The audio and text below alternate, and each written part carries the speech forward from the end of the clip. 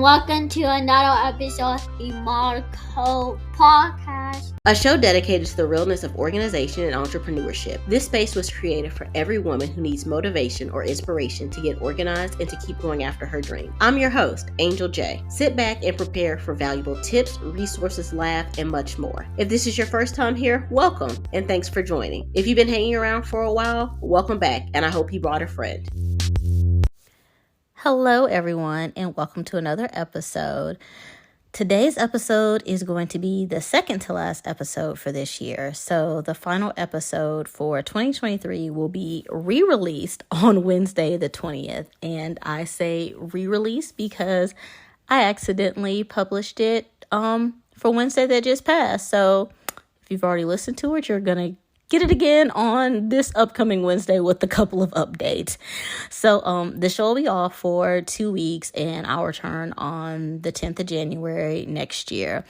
And I'm so excited about the episodes that I have for next year. If you follow me on social media or if you're on the email list, you know that I've been talking to some amazing people. I did an interview with someone in Sweden. It was my first international interview and it was so cool. And I'm just so excited that the podcast is reaching internationally, that I am getting to talk with people from all over the world. Like starting this podcast has been so amazing for me because it's allowed me to connect with so many different people that I would have otherwise never met. And I'm just really enjoying the new connections that I'm making. And also, if you don't follow me on social media or follow the podcast on social media or you aren't on the email list, what are you waiting for? Like, go ahead, sign up for the email list. It's linked in the show notes. Follow me on social media. I drop weekly previews of upcoming episodes and I give other sneak peeks as well. There's also a chance for you to reach out to me and connect with me there, to reach out with me and send me an email back. Let me know things that you want to hear on the show or what you liked about the show. And also, if you listen on Spotify, I don't know if anyone has noticed this or not, but if you do listen on Spotify, for each episode, I do a little Q&A so you can respond back to the Q&A. I hate that Spotify won't let me respond back to you all, but if you answer one of the questions on the Q&A, I'll definitely give you a shout out on social media or give you a shout out on the email list. So check that out if that's where you listen at. And also, I'm just going to let you all know that this episode will not be edited. So please forgive any long pauses. I will try not to, but it is Thursday night. I tried recording this episode yesterday, but I was using my phone. Usually I use my microphone for it, but this time I was using my phone and I had my phone too far away from me. So when I went back to edit the episode today, it sounded like I was in a tunnel or really, really far away. And I didn't like that. So I'm re-recording it now and I have a major headache. And I'm super tired, but I do want to make sure that I get this episode recorded for you all. All right, so y'all, it's the end of 2023. 2024 is sitting in the driveway. It's getting itself ready and prepared to knock on the doors, grabbing all the things that it needs or it thinks that it needs, and it is coming to knock on our doors in just a few short days here, like not even weeks, but days. I hope that you have mailed off all of your holiday packages as we talked about last week. And if you have not mailed them off yet, I think it's safe to say just wait until next year and send it. I mean, better late than never. Everybody likes to get a late Christmas gift. If you know anybody no, you can't do that because I have a January birthday. I was going to say if you know somebody with a January birthday, just rewrap it and be like, oh, hey, your birthday's so close to Christmas, but no, because I don't accept that. So my birthday is 3 weeks after Christmas and I still expect separate Christmas gifts and birthday gifts. So you're just going to have to get them a double gift now. You're going to have to mail off that Christmas gift and then go ahead and mail them off a birthday gift as well. So with it being the last few weeks of the year, I find myself working to complete some unfinished projects, reviewing the goals that I've set for myself, and just updating and tweaking them as needed. I'm also planning the first quarter of the podcast and my business and trying to get some systems in place so that I can streamline things easier and so that I can take some things off of my plate. Being a one-woman show, it can get a little tough sometimes. So I'm just definitely trying to stay as organized as I possibly can with the podcast and with the business and all the things that I want to do with it, not just in the first quarter, but just next year, period. And so I used to do resolutions, but I stopped doing those a few years ago. And now I prefer to set goals. And so you may be thinking, well, aren't they the same thing? But they're actually not. So dictionary.com tells us that a resolution is a firm decision to do or not to do something, whereas a goal is the object of a person's ambition or efforts, an aimed or desired result. And both of these definitions come from dictionary.com. So goals are specific. And y'all, I always stumble over that word. Please don't judge me, but I'm trying so hard not to say Pacific like the ocean. So then when I say specific, I'm like, did I say it right? So I always stumble over that word. So if you hear me like pausing when I say that, that's why. But I don't know if you all have heard of SMART goals or not. And so SMART goals. So SMART is an acronym and it stands for specific, measurable, achievable, relevant, and time or timeline. And that's how you're supposed to set your goals, because you want to make sure that if it's a specific goal, then you know what's in mind. You need something that's measurable so that you can know when it's accomplished. You want something that's achievable so that you keep working towards your goal. And you want something that's relevant to you and what you have going on in your life. And then you also need to have a time of when you want to complete it. So I'll give you an example. End of the year, beginning of the year, everyone's favorite thing is to say, I'm going to the gym. Either I'm going to start back working out or I'm finally going to start using that gym membership that I've had for the longest time and didn't use it and haven't been using it. So if you make a resolution to go to the gym, you're going to say something like, this year, this is the year that I'm going to start going to the gym, or I'm going to finally start using that gym membership that I've been paying for. And then that's it. There's no action behind it. There's no timeline of when you're going to go. Like, how are you going to measure whether or not you're actually going to the gym and using that gym membership? You have to put actionable steps behind it. Other than that, it's just a statement. So now let's look at it from a goal set of mine and using the SMART goals. If you say that you're setting a goal to go to the gym, you may say something along the lines of, in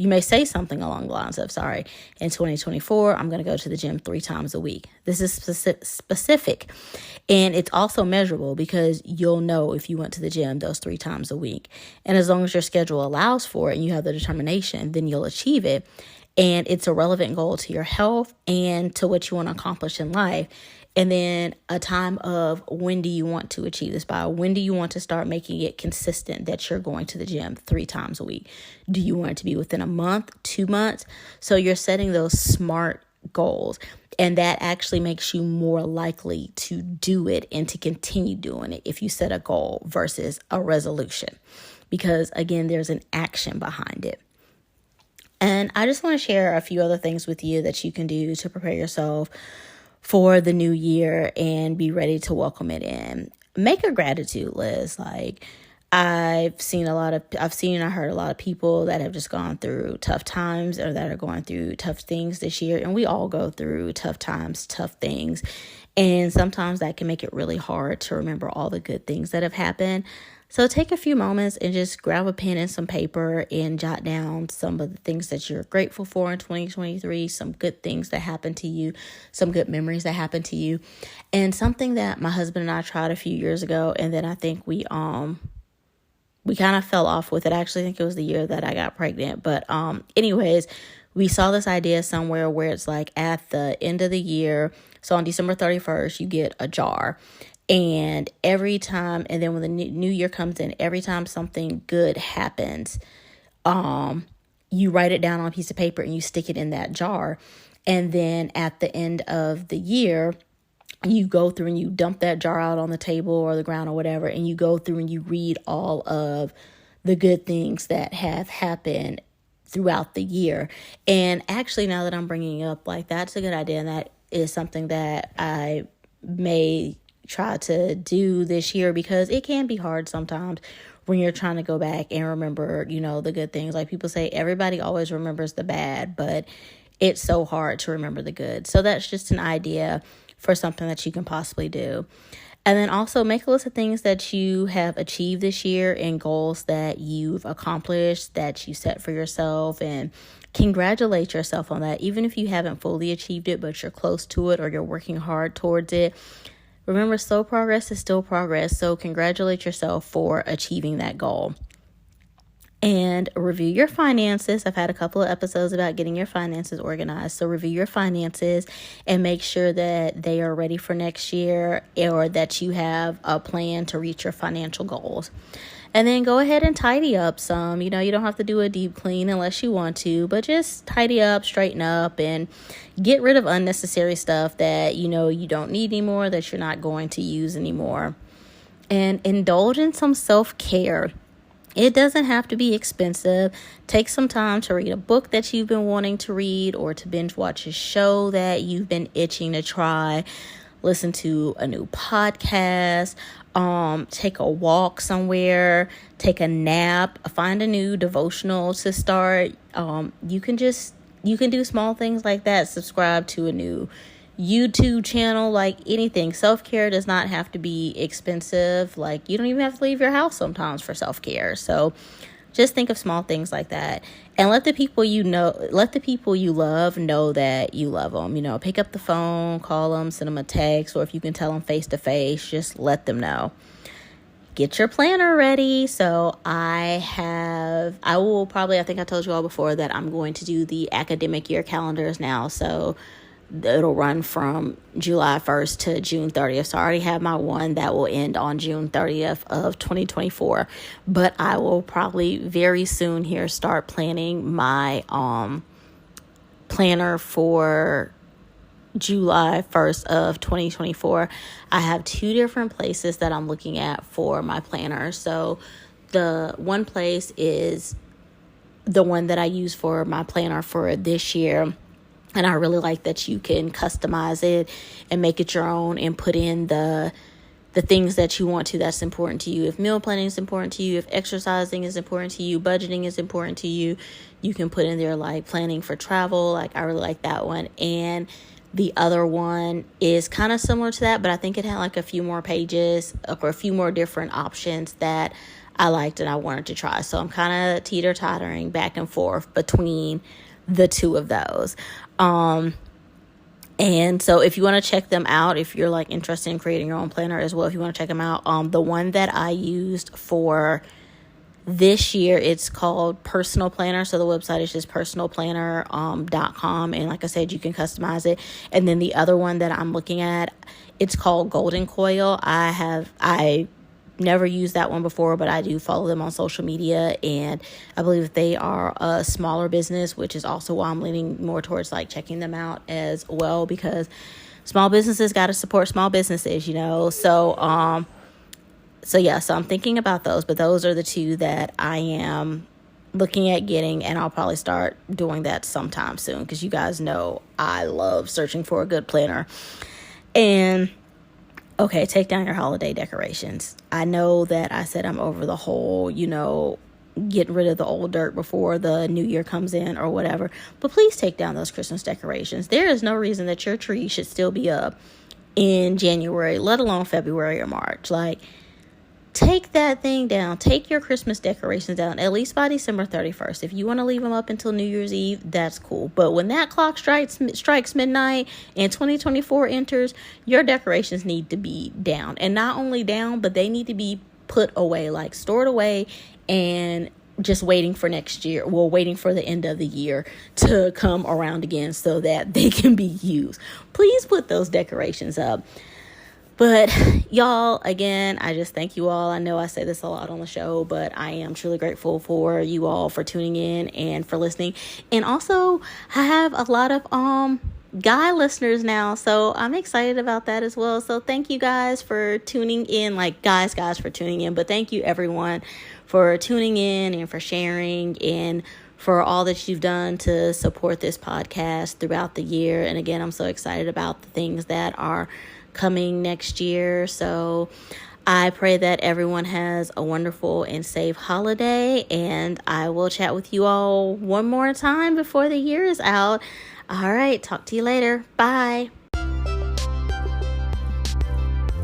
Thank you for tuning in to another episode of the Modco Podcast. I hope that you enjoy this episode and learned something from it. Be sure to share this episode with a friend, family member, colleague, or anyone that you think will enjoy it. Make sure you also hit the like and subscribe button. If you love the podcast, please leave us a 5-star rating and review on the podcast app you're tuning into. That helps others to find us and gets us listed in other shows' recommendations. And if you would like to financially support the podcast, you can click on the listener support link in the episode show notes. Thank you so much, and I'll talk to you next time.